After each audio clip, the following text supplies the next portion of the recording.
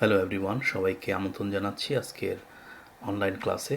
আজকে আমরা আলোচনা করব প্লান্টার ফেসিওপ্যাথির ট্রিটমেন্ট নিয়ে। আজকেই শেষ সেকশন, লাস্ট সেকশন। আমরা এর আগে দুইটা পর্বে আলোচনা করেছিলাম, আজকের পর্বটাই শেষ। তো আজকে আমরা আলোচনা করব বিভিন্ন ড্রাই নিডলিং টেকনিক্স, ইলেক্ট্রোআকুপাংচার এবং ইনজেকশন থেরাপি নিয়ে। তো ড্রাই নিডলিং নিয়ে যাদের ট্রেনিং আছে তারা এটা অ্যাপ্লাই করতে পারে সেফলি, বাট যাদের ট্রেনিং নাই তাদের আসলে এটা প্র্যাকটিস করাটা উচিত হবে না। আমাদেরকে প্রপারলি ট্রেন্ড আপ হতে হবে এটা অ্যাপ্লাই করার জন্য। তো প্রথমে আলোচনার পূর্বে আমরা দেখব হোয়াট ইজ ট্রিগার পয়েন্টস। তো ট্রিগার পয়েন্টস হচ্ছে আমাদের বিভিন্ন মাসেলে যখন আমাদের টাইটনেস থাকে তখন মাসেলের বিভিন্ন অংশে স্মল নট অথবা সেন্সিটিভ এরিয়া ডেভেলপ করে, যেটা অন্য জায়গাতে পেইন রেফার করতে পারে। এটা খুবই সেন্সিটিভ। এখন আমাদের বিভিন্ন মাস্কুলোস্কেটাল ট্রিটমেন্টের ক্ষেত্রে আমরা যদি ট্রিগার পয়েন্ট ট্রিটমেন্ট ঠিকমতো অ্যাড্রেস না করি তাহলে আমাদের আসলে ট্রিটমেন্টটা অনেকটা অসম্পূর্ণ রয়ে যাবে। তো আমাদের অনেক সময় দেখা যায় যে মাল্টিপল মাসেলের ট্রিগার পয়েন্ট থাকে। সেসব ক্ষেত্রে আমরা জেনারেলাইজড একটা টার্ম ইউজ করি, মায়োফেশিয়াল পেইন সিনড্রোম। তো অবশ্যই আমাদেরকে মায়োফেশিয়াল ট্রিগার পয়েন্টগুলো রিলিজ করতে হবে as part of our treatment. So trigger point release করলে যে হিল পেইন অনেকটা কমে বা এটা অনেকটা ইফেক্টিভ, সেটা বিভিন্ন রিসার্চ আর্টিকেল এটাকে সাপোর্ট করে। যেমন এখানে একটা র্যান্ডমাইজড কন্ট্রোল ট্রায়াল, এখানে বলা আছে যে dry needling provided statistically significant reduction in plantar heel pain। তো মানে হচ্ছে যে ড্রাই নিডলিংয়ের মাধ্যমে হিল পেইন সিগনিফিকেন্টলি এটা রিডাকশন করা সম্ভব। তারপরে নেক্সট আরেকটা আমরা আর্টিকেল দেখব, এখানে ড্রাই নিডলিংয়ের এফিকেসি সম্পর্কে বলা আছে যে ড্রাই নিডলিং শুধুমাত্র সেন্ট্রাল সেন্সারাইজেশনটাকেই রিভার্স করতে পারে তা না, লোকাল পেইন, রেফার্ড পেইনটাকে রিডিউস করতে পারে, আমাদের জয়েন্টের রেঞ্জ অফ মোশন ইমপ্রুভ করতে পারে, মাসেলের অ্যাক্টিভেশন প্যাটার্ন ইমপ্রুভ করতে পারে। নেক্সট আমরা কয়েকটা ইম্পর্টেন্ট ট্রিগার পয়েন্ট নিয়ে আলোচনা করব। স্পেশালি হিল পেইন ট্রিটমেন্ট করতে গেলে আমাদেরকে অবশ্যই এই কয়েকটা ট্রিগার পয়েন্ট অবশ্যই আমাদেরকে অ্যাড্রেস করতে হবে। প্রথমে আমরা আলাপ করব গ্যাস্ট্রোকনিমিয়াস সম্পর্কে। এখানে আমরা দেখতে পাচ্ছি 4টা ট্রিগার পয়েন্ট। এই ক্রস সাইনটা হচ্ছে ট্রিগার পয়েন্টের লোকেশনস, আর এই যে সলিড রেড কালার যে এরিয়াটা, এটা হচ্ছে যে এরিয়াতে পেইনটা রেফার হতে পারে। আর যে ডট ডট যেটা, এটাকে বলে স্পিল ওভার, মানে এইসব জায়গাতেও পেইনটা ছড়াতে পারে, কিন্তু সাধারণত এই সলিড ডার্ক এরিয়াগুলোতেই পেইনটা সাধারণত এটা রেফার্ড হয়। তো আমরা একটা ভিডিও দেখব কীভাবে গ্যাস্ট্রোকনিমিয়াস ট্রিগার পয়েন্টটাকে রিলিজ করা হয়। তো স্পেশালি এই যে মিডিয়াল হেডে যে ট্রিগার পয়েন্টটা, এটা অনেক সময় পেইন রেফার করতে পারে আমাদের হিলে। তার মানে যখন আমরা পেশেন্টের প্লান্টার ফেসিওপ্যাথি ট্রিটমেন্ট করব, অবশ্যই আমাদেরকে মাসেলটা অ্যাসেস করতে হবে, specially the medial head of the gastrocnemius, এখানে কোনো ট্রিগার পয়েন্ট আছে কি না। তো নেক্সট আমরা একটা ভিডিও দেখব কীভাবে গ্যাস্ট্রোকনিমিয়াসের ট্রিগার পয়েন্ট রিলিজ করতে হয়। This video looks at the dry needling technique for the gastrocnemius muscle. With tibial nerve innervation S1 to S2, the gastrocnemius trigger points are known to refer locally, with the medial trigger points referring to the lower portion of the posterior thigh, the medial aspect of the calf, and down into the sole of the foot. With the patient in a prone position and bolstered supported slight knee bend, a thorough palpation is required.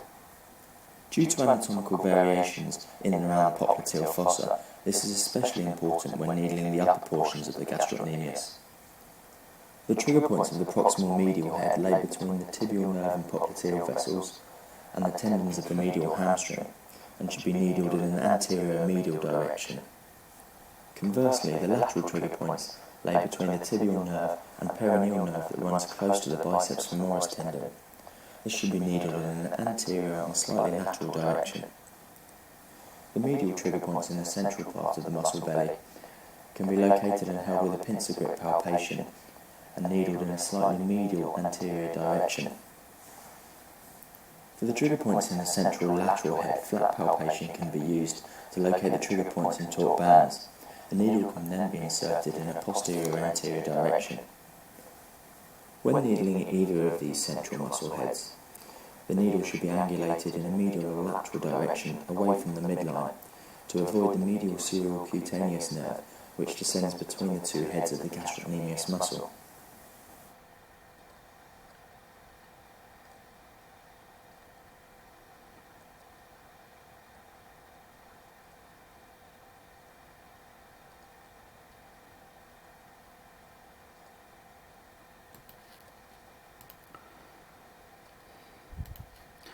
Next আমরা দেখব soleus trigger points, that is another important muscle আমাদেরকে অবশ্যই address করতে হবে।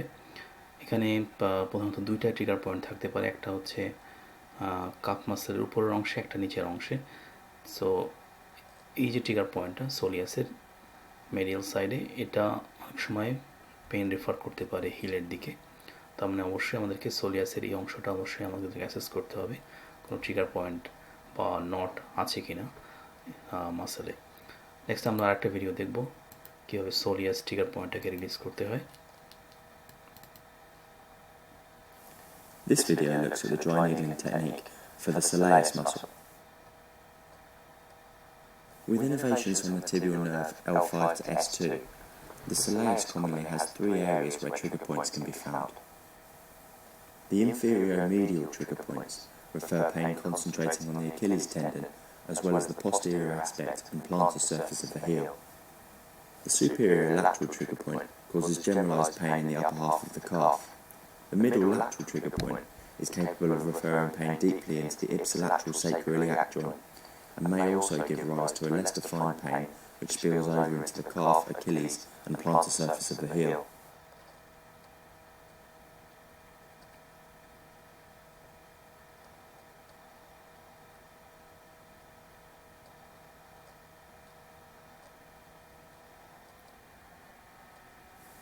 With the patient positioned comfortably in a side-lying or prone position, the distal medial trigger point can be needled in a slightly lateral anterior direction.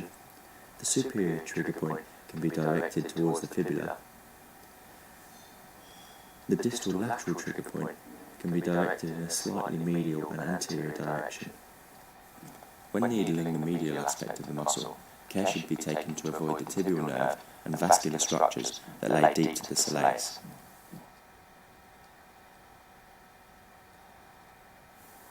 As demonstrated here, medial hip rotation can help with the palpation of the medial distal trigger points of the soleus. Plantar flexion of the foot can help differentiate the borders of the gastroc, where the practitioner can then palpate for the trigger point taut bands. The needle can then be inserted in this anterior lateral direction into the soleus trigger point.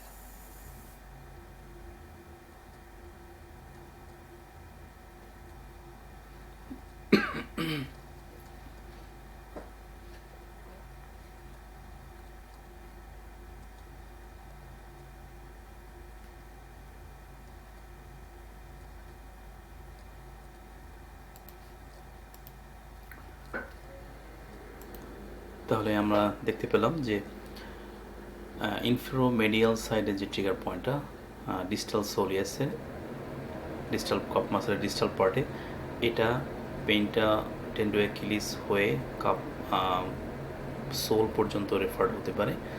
আর উপরে যে অংশে যেটা সুপিওরোল্যাটারাল সাইডে, এটা অনেক সময় এই জায়গাটাতে পেইন রেফার করতে পারে। এবং থার্ড যে ট্রিগার পয়েন্টটা, এটা সারপ্রাইজিংলি এটা আমাদের স্যাক্রোইলিয়াক জয়েন্টের এই এরিয়াতে পেইন রেফার করতে পারে।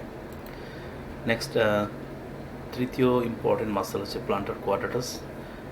এখানে অনেক সময় ট্রিগার পয়েন্ট থাকতে পারে যেটা অনেক সময় হিল পেইন করতে পারে। এটা লোকেশন হচ্ছে ঠিক ক্যালকানিয়াসের ঠিক সামনে। এটা দুইটা অ্যাপ্রোচ আছে, মেডিয়াল অ্যাপ্রোচ দিয়ে ট্রিগার পয়েন্ট রিলিজ করা যায়, অথবা ডাইরেক্টলি সোলে নিডল ইনসার্ট করা যেতে পারে। তো নেক্সট আমরা একটা ভিডিও দেখব কীভাবে প্লান্টার কোয়াড্রাটাস ট্রিগার পয়েন্ট রিলিজ করা যেতে পারে। This video looks at the dry needling technique for the quadratus plantae muscle. Innervated by the lateral plantar nerve S2 to S3, this muscle helps to offset the oblique angle of pull on the lesser four toes by the flexor digitorum longus. There is thought to be one main trigger point, which refers pain to the plantar surface of the heel. For patients with a low pain threshold, the needle may be inserted in the medial to lateral direction through the instep. A possibly more effective technique is with the patient laid prone and the trigger point torque band needle through the sole of the foot. Particular care should be taken to avoid the lateral plantar nerve and vessels, which run obliquely from medial to lateral between the quadratus plantae and flexor digitorum brevis muscles. It should be noted that it may be difficult to differentiate whether the tenderness may be due to a strain of the plantar fascia, trigger points in the flexor digitorum brevis muscle, or trigger points in the quadratus plantae muscle. The needle is inserted at a 90-degree angle, ensuring adequate depth to go through these structures and into the quadratus plantae muscle. The sole of the foot is a sensitive area to needle, and pecking techniques should be reserved for only those with a high pain threshold.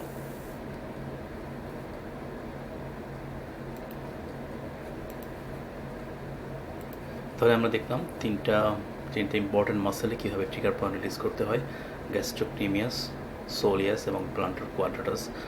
So গ্যাস্ট্রোকনিমিয়াসের medial head, সোলিয়াসের inferomedial part এবং plantar কোয়াড্রাটাসের এই জায়গাটাতে। কিন্তু এটা খেয়াল রাখতে হবে যে প্লান্টার কোয়াড্রাটাসের ট্রিগার পয়েন্ট রিলিজ খুবই পেইনফুল হতে পারে।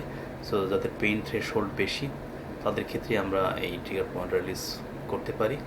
Otherwise patient might feel a lot of pain, সেক্ষেত্রে অ্যাভয়েড করতে হবে এই ট্রিগার পয়েন্টটা। নেক্সট আমরা আলাপ করবো মোটর পয়েন্ট নিডলিং, যেটা ট্রিগার পয়েন্ট নিডলিং থেকে একটু আলাদা।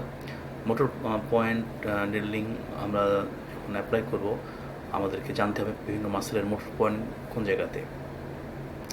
সো মোটর পয়েন্টের লোকেশনটা হচ্ছে যে যেখানে মোটর নার্ভটা মাসেলের মধ্যে এন্টার করে সেই জায়গাগুলোতেই হচ্ছে মোটর পয়েন্টগুলো সাধারণত অবস্থান করে। এবং আমরা যদি এই জায়গাগুলোতে আমরা নিডল দিয়ে স্টিমুলেট করি তাহলে হোল মাসেলটাকে আমরা এক্সাইটেড করতে পারি।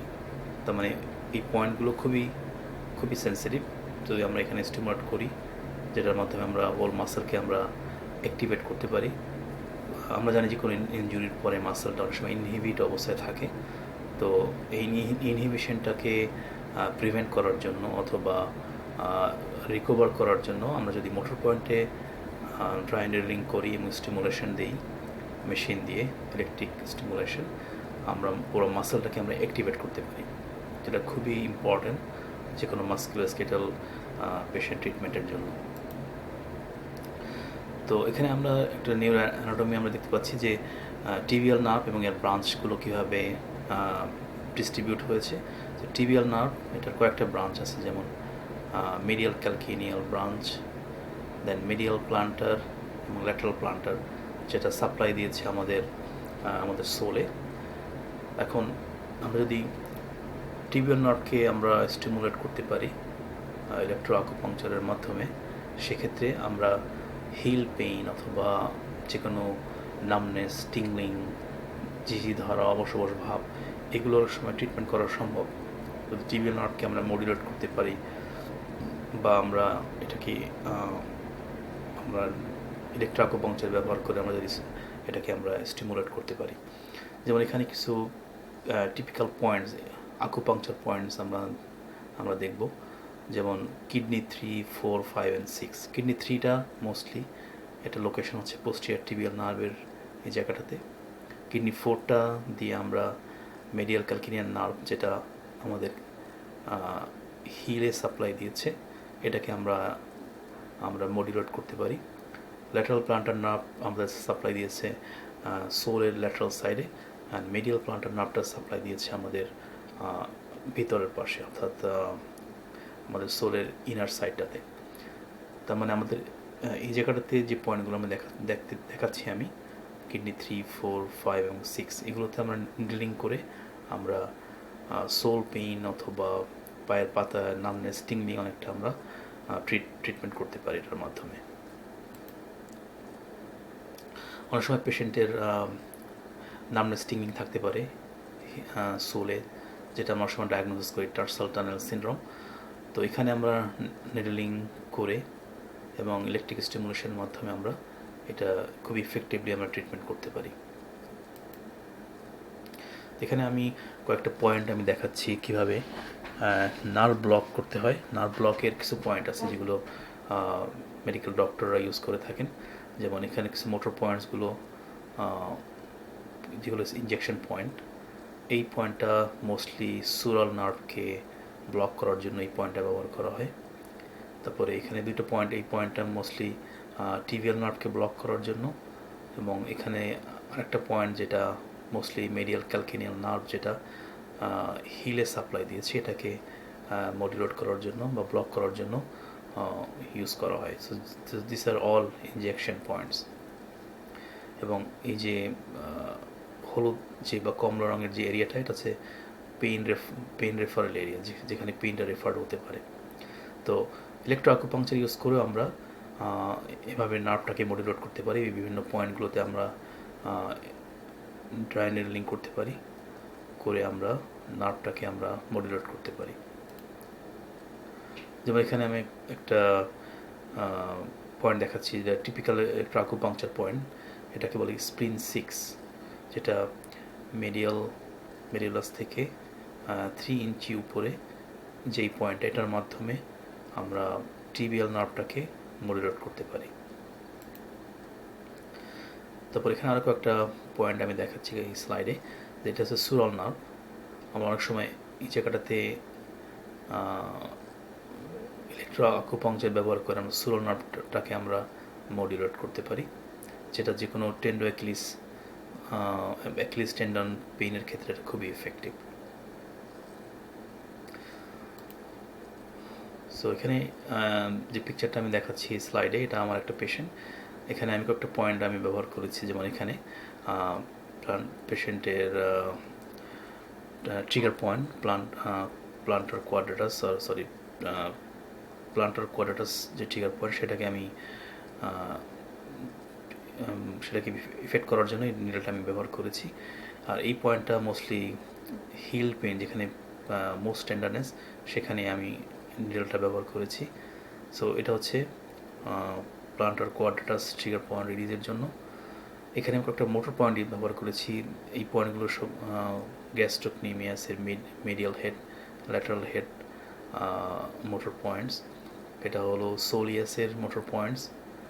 তারপরে এটা সুরাল নার্ভকে মডিউলেট করার জন্য এই পয়েন্টটা ব্যবহার করা হয়েছে। নেক্সট আমি একটা ভিডিও দেখব। ভিডিওতে যে পেশেন্টটাকে আমি ট্রিটমেন্ট করেছি, তার যে সমস্যাটা সেটা হচ্ছে তার অ্যাকিলিস টেন্ডিনোপ্যাথি আছে, ইনসার্শনাল অ্যাকিলিস টেন্ডিনোপ্যাথি, মানে হিলের যেখানে অ্যাকিলিস টেন্ডনটা ইনসার্ট হয়েছে ঠিক জায়গাতে তার পেশেন্টের পেইন আছে। সাথে সাথে পেশেন্টের হিল পেইন এবং প্যারেস্থেশিয়া অথবা নামনেস তার হিলে আছে। তার তার টার্সাল টানেল সিনড্রোম প্লাস অ্যাকিলিস টেন্ডিনোপ্যাথি দুইটাই আছে। তো সেই পেশেন্টটা আমি কীভাবে ট্রিটমেন্ট করেছি সেটা আমার একটা শর্ট ভিডিওতে আমি দেখাবো।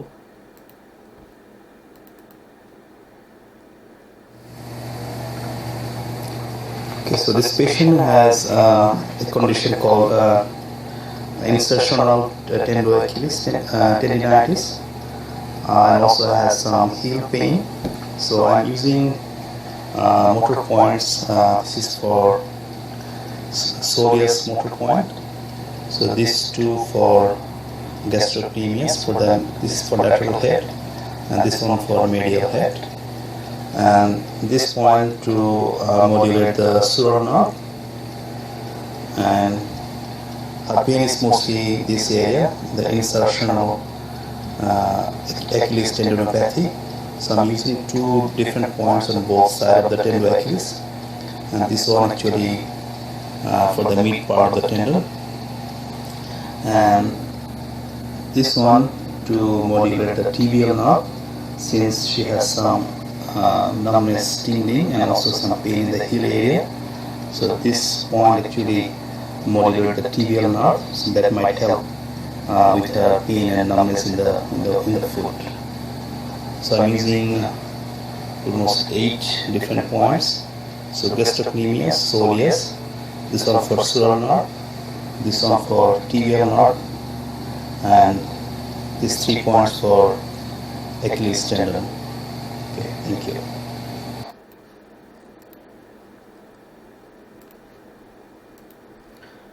তাহলে আমরা দেখলাম কীভাবে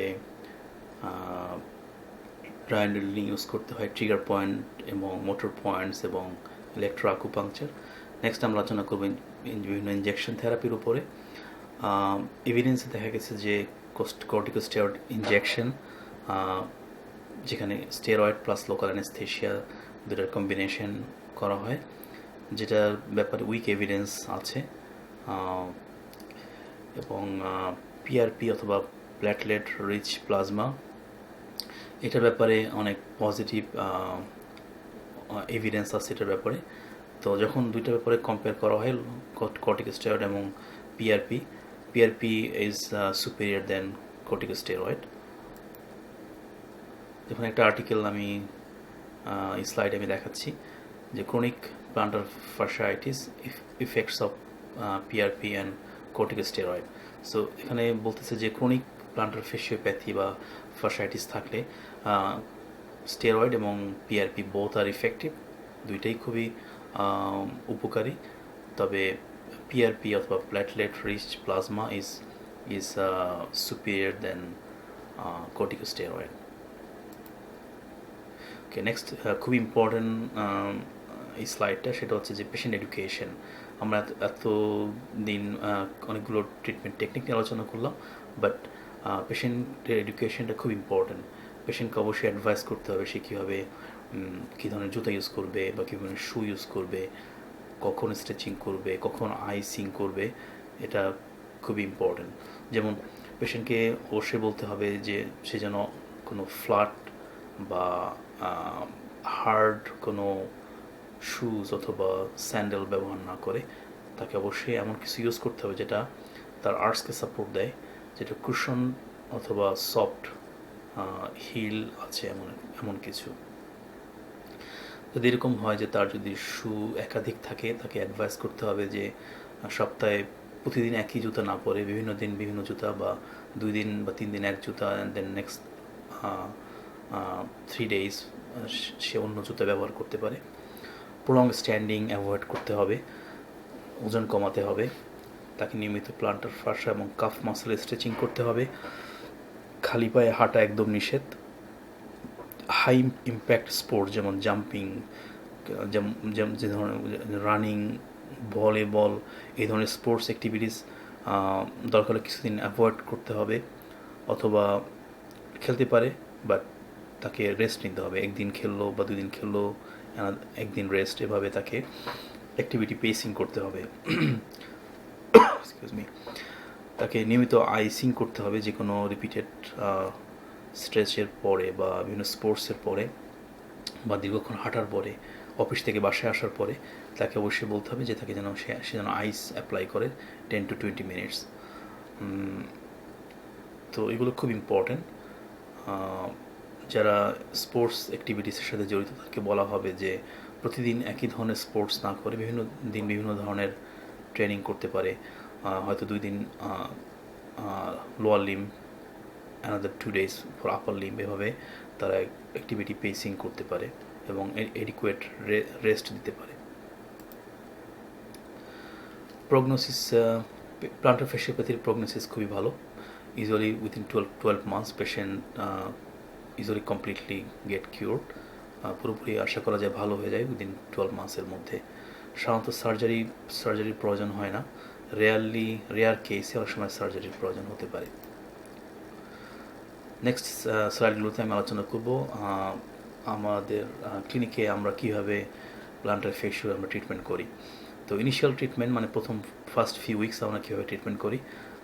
আমরা ইলেকট্রোআকুপাংচার ইউজ করি, ট্রিগার পয়েন্ট অথবা মোটর পয়েন্ট আমরা ড্রাই নিডলিং করি, অ্যাক্টিভ রিলিজ টেকনিক ইউজ করি, অথবা instrument assisted soft tissue mobilisation, যে কোনো একটা আমরা ব্যবহার করি। ট্রিটমেন্টের পরে আমরা আইস প্যাক বা আইস কিউব ম্যাসাজ ব্যবহার করি এবং পেশেন্টকে বাসায় ট্রিটমেন্টের শেষে আমরা কেটে ব্যবহার করি আর কি।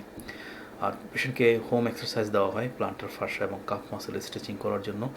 তাদেরকে গ্র্যাজুয়ালি উইদিন 1 or 2 সেশনস পেশেন্টকে শেখানো হয় কীভাবে ইন্ট্রেনজিক ফুট মাসেল স্ট্রেংথেনিং করবে। পেশেন্টকে অ্যাডভাইস করা হয় হিল কুশন ব্যবহার করার জন্য অথবা ওভার দ্য কাউন্টার অর্থোসিস ব্যবহার করার জন্য। নেক্সট কাপল অফ সেশনস পেশেন্টকে শেখানো হয় কীভাবে বল ইউজ করে সে মায়োফেশিয়াল রিলিজ করতে পারে অথবা অ্যাক্টিভ ট্রিগার পয়েন্ট রিলিজ করতে পারে, এবং পেশেন্টকে এডুকেশন দেওয়া হয় কীভাবে সে তাকে জুতা চেঞ্জ করতে হবে কি না, তার কোনো অ্যাক্টিভিটি পেসিং করতে হবে কি না, কখন আইস ইউজ করবে, খালি পায়ে হাঁটবে না, এইসব ব্যাপারগুলো পেশেন্টকে শিখিয়ে দেওয়া হয়।